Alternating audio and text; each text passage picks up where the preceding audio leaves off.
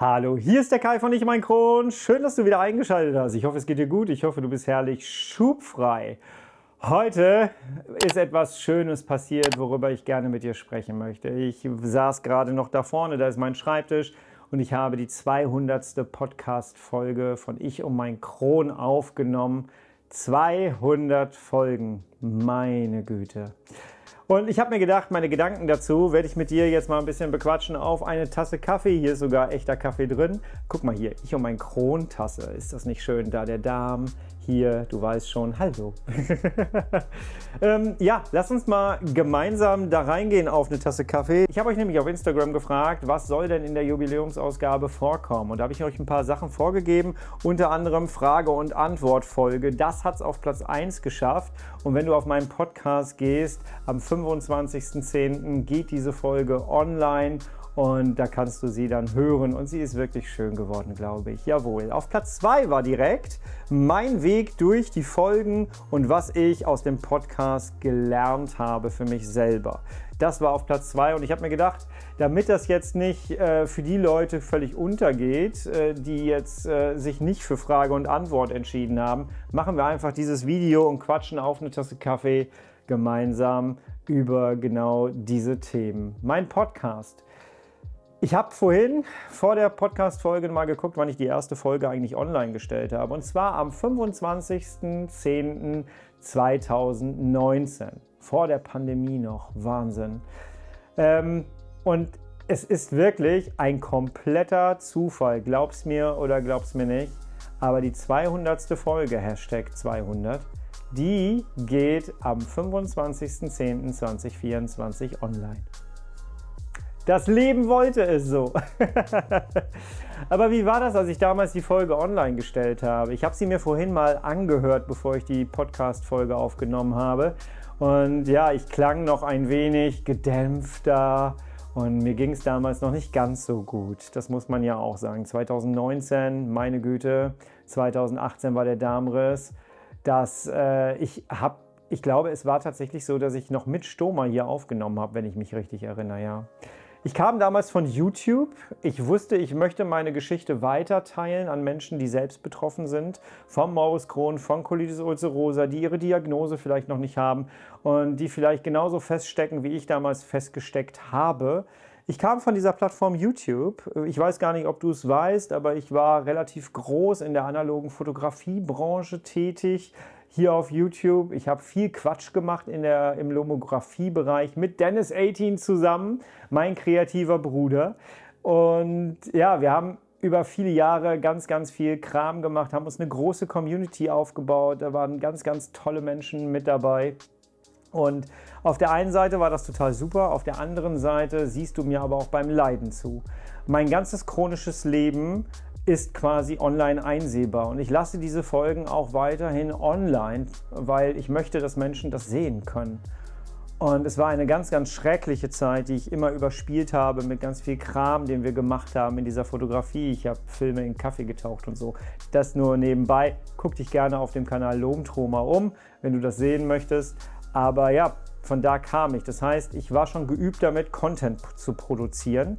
Und ja, dass ich meinen Podcast online stelle, habe ich quasi Dennis zu verdanken. Dennis war damals schon das Medium Podcast für sich entdeckt und hat dann gesagt, du, das ist dein Medium, das musst du machen.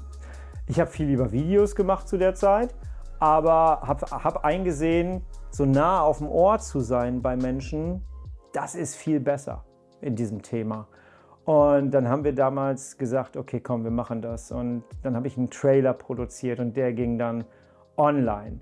Dass daraus ein Coaching wird, das habe ich gehofft. Die Entscheidung fiel nämlich schon im Krankenhaus noch, meine Expertise mit meinen Erfahrungen zusammen zu kombinieren und Menschen zu helfen, schneller in die Beschwerdefreiheit zu kommen und die Lebensqualität hochzuschrauben. Das ist schon viel früher gefallen, aber naja, der Podcast ist auch ein bisschen das Medium, um dich mitzunehmen und zu zeigen, wie ich es geschafft habe.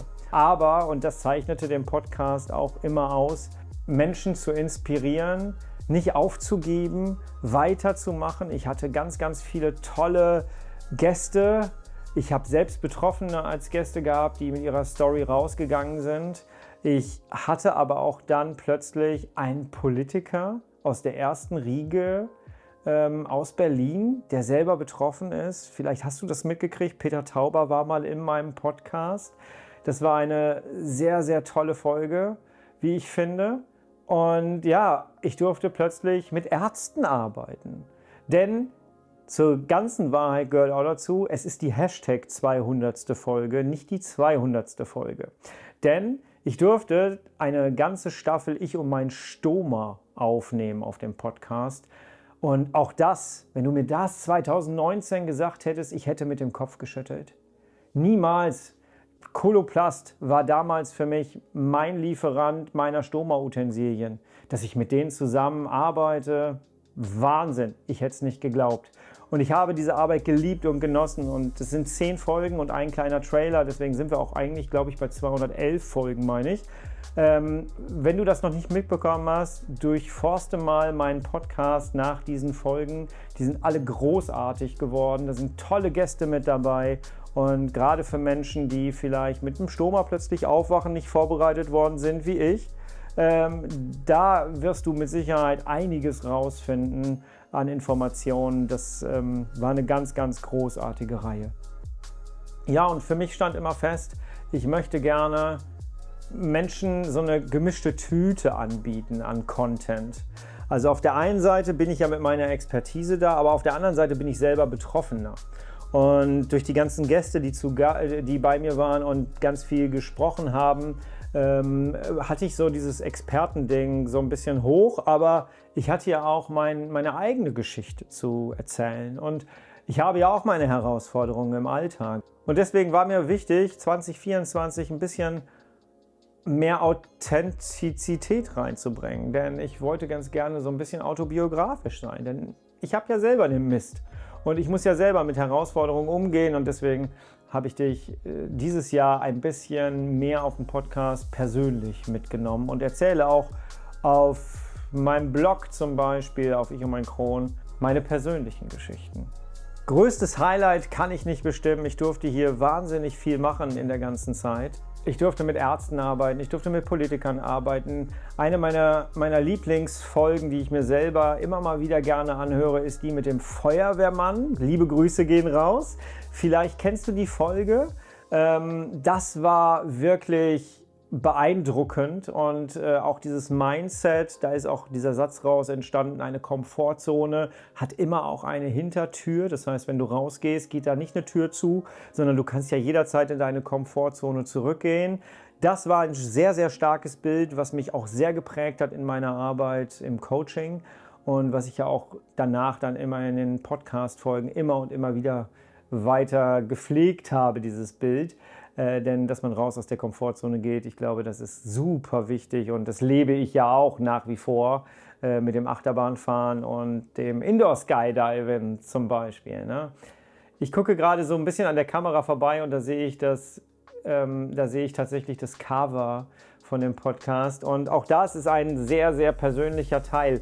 Mittlerweile denke ich mir immer mal wieder, das Cover müsste eigentlich mal ein bisschen aufgefrischt werden, es müsste moderner sein, aber nein, das Cover wird bleiben, weil es ein ganz, ganz persönlicher Moment war für mich, denn das war der Punkt, wo ich es geschafft habe, ans Meer zu kommen, an die Spitze der Kugelbarke zu kommen, in Cuxhaven, was wir Ewigkeiten versucht haben und immer wieder musste ich mir in die Hose machen oder musste wieder nach Hause rennen, musste abbrechen, weil das nach meiner Rückverlegung war. Und das war ganz, ganz schlimm. Und irgendwann habe ich es plötzlich geschafft und meine Frau holt ihr Handy raus und macht dieses Foto genau in dem Moment. Und das ist das Coverbild meines Podcasts geworden. Und ja, ich habe manchmal gedacht, es müsste ein bisschen abgeändert werden, aber wir werden das so lassen, weil es meine persönliche Geschichte erzählt. Es ist etwas ganz Authentisches, ganz Persönliches.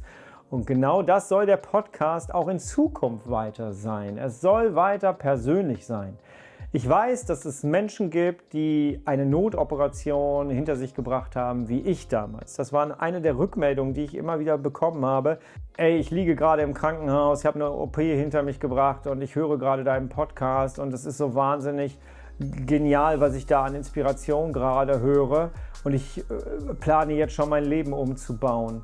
Und dass ich das mal erreiche, das habe ich mir gar nicht so ausgedacht, weil da war ich, glaube ich, zu bescheiden und zu naiv. Aber dass ich das dann geschafft habe am Ende, das war toll. Mir haben Ärzte geschrieben, dass sie meinen Podcast weiterempfehlen. Ich habe Dr. Peter MB, damals noch Dr. Peter MB kennengelernt, mit dem ich die chronische Sprechstunde auf Instagram machen durfte. Ohne den Podcast, das wäre nicht möglich gewesen. Mittlerweile ist er Professor. Ich durfte auf dieser Professorernennungsveranstaltung von ihm mit dabei sein. Ich bin da hingegangen und habe gedacht, so, dass ich jemals bei so einer Veranstaltung dabei sein darf. Das hätte ich nicht gedacht 2019, als ich das erste Mal in mein Mikrofon reingesprochen habe. Das Ganze ist natürlich nicht immer so einfach, wie es aussieht, immer wieder Podcast-Folgen zu bringen, das Ganze frisch zu halten, das Ganze auch inspirativ für dich zu halten. Das fällt manchmal auch ein bisschen schwerer, aber da habe ich ja mittlerweile dann auch andere Formate, wie mein Blog, wie diesen YouTube-Kanal hier, ja, wie mein Instagram-Kanal oder mein Newsletter, mein Schublatscher-Magazin. Und da kann ich dann auch nochmal frischer sein und persönlicher sein und andere Storys nochmal erzählen. Und ich erreiche mit allen Medien immer mal wieder andere Leute. Aber was ich auch gelernt habe bei dieser ganzen Podcast-Produktion, und das unterschätzt man immer und immer wieder, auch andere Podcaster unterschätzen das immer wieder, das ist die schweigende Masse. Das ist die schweigende Masse, die noch nie einen Kommentar geschrieben hat, die noch nie irgendwie sich geäußert hat oder sich bei mir gemeldet hat. Die habe ich nämlich auch sehr unterschätzt, muss ich sagen. Und immer mal wieder traut sich jemand und schreibt mir und sagt, ey, ich höre gerade von Folge 1 bis zum Ende auch etwas, was mich mega beeindruckt. Es gibt immer noch Leute, auch bei 200 Folgen, die mir schreiben und sagen, ey, ich habe deinen Podcast jetzt erst entdeckt, ich höre gerade von Anfang bis Ende durch. Ich bin gerade bei Folge 58, hat mir vorgestern noch jemand geschrieben. Ich finde es sehr schön, so liegen die Folgen nicht brach und es wird auf jeden Fall noch gehört. Und mir war immer wichtig, dass jeder sich so ein bisschen was daraus ziehen kann. Wie geht es weiter mit dem Podcast? Ich weiß es noch nicht so ganz. Ich werde weiterhin erstmal autobiografisch weitermachen, werde so ein bisschen meine Erfahrungen mit dir teilen, meine Gedankengänge mit dir teilen. Aber den genauen Plan habe ich mir noch nicht gemacht für das nächste Jahr. Das wird dann wahrscheinlich erst im Dezember so sein, dass ich mir so ein paar Gedanken mache, wie es weitergehen kann mit dem Podcast. Aber wenn du Anregungen hast, Ideen hast, schreib's mir bitte mal unten in die Kommentare rein. Was wünschst du dir von diesem Podcast? Wann hörst du diesen Podcast? Mir haben auf Instagram einige geschrieben, sie finden es mittlerweile toll, dass im Laufe der Zeit auch Persönlichkeitsentwicklung ein großes Thema war. Denn ohne Persönlichkeitsentwicklung geht es meiner Meinung nach nicht im Alltag mit Morbus Crohn und Colitis ulcerosa oder auch gerne Reizdarm. Ich weiß, dass ich auch, obwohl ich Content für Morbus Crohn und Colitis ulcerosa Patienten mache, dass ich sehr viele Reizdarmpatienten als Zuhörer habe oder Leute, die meinen Newsletter bestellt haben.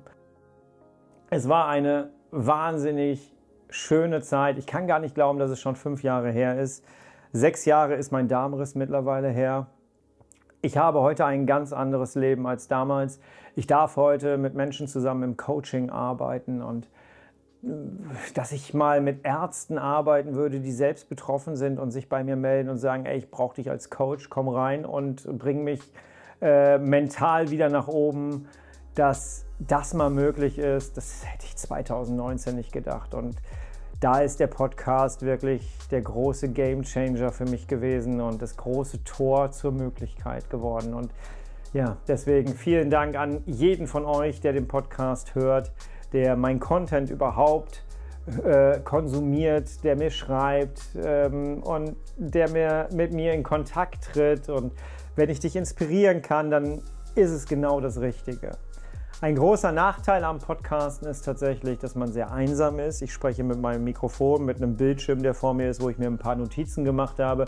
Manchmal gucke ich in eine Kamera, aber ich freue mich, dass mittlerweile die Kommentarfunktion, zumindest auf Spotify und hier auf YouTube, möglich ist, dass man da jetzt mal tatsächlich Kommentare schreiben kann. Wahnsinnig wichtig und schön.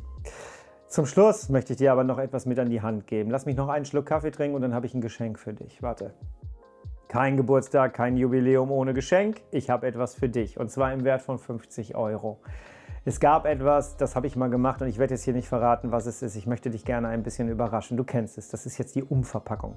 Scan bitte mal den QR-Code hier an der Seite ein oder schau unter diesem Video, da findest du den Link zu dem Geschenk.